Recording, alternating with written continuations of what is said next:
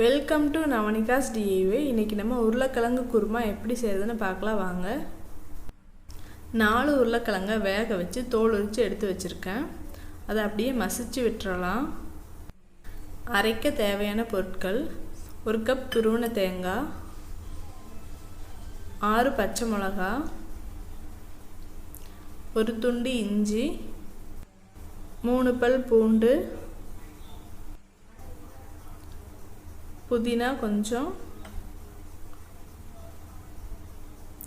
மல்லித்தலை கொஞ்சம் எடுத்துக்கலாம். பொட்டுக்கடலை 1 டேபிள் ஸ்பூன், அப்புறம் 1 கொத்து கருவேப்பிலை எடுத்துக்கலாம்.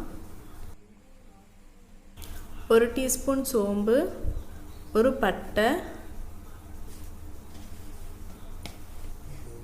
2 கிராம்பு,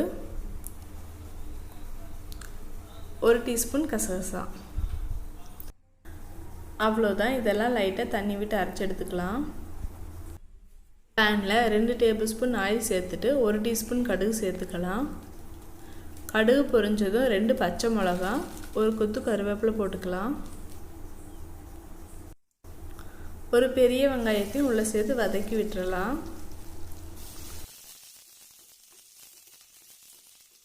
நல்லா வதங்கிருச்சு. இப்போ பொடியாக கட் பண்ணி வச்சுருக்க 2 தக்காளியும் உள்ள சேர்த்துக்கலாம்.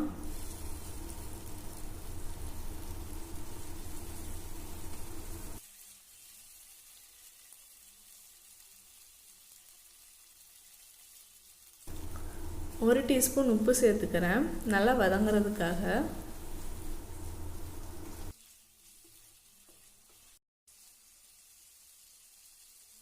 நல்லா வதங்கிருச்சு. இப்போ 1/4 டீஸ்பூன் மஞ்சள்தூள் சேர்த்துக்கலாம்.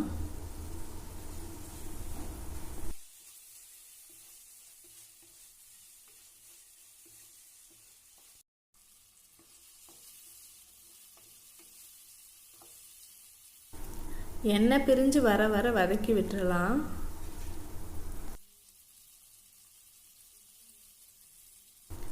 இப்போ அரைச்சி வச்சிருக்க பேஸ்ட்டையும் உள்ள சேர்த்துக்கலாம்.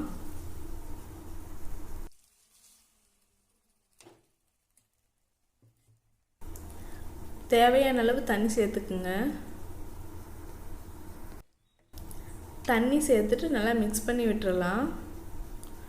கொதிச்சுட்ருக்கட்டும். நல்லா கொதிச்சதுக்கப்புறம் மேஷ் பண்ணி வச்சுருக்க உருளைக்கிழங்கையும் உள்ள சேர்த்துக்கலாம்.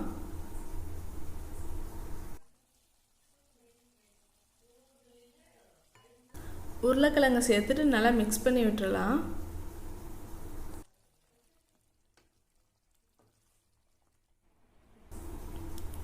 தேவையான அளவு உப்பு சேர்த்துக்கலாம்.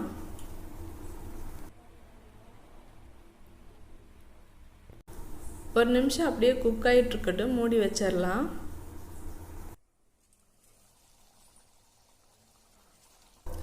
பாருங்கள், நல்லா கொதிச்சுட்ருக்கு. உருளைக்கிழங்கும் மசாலாவும் நல்லா மிக்ஸ் ஆகிருக்கும்.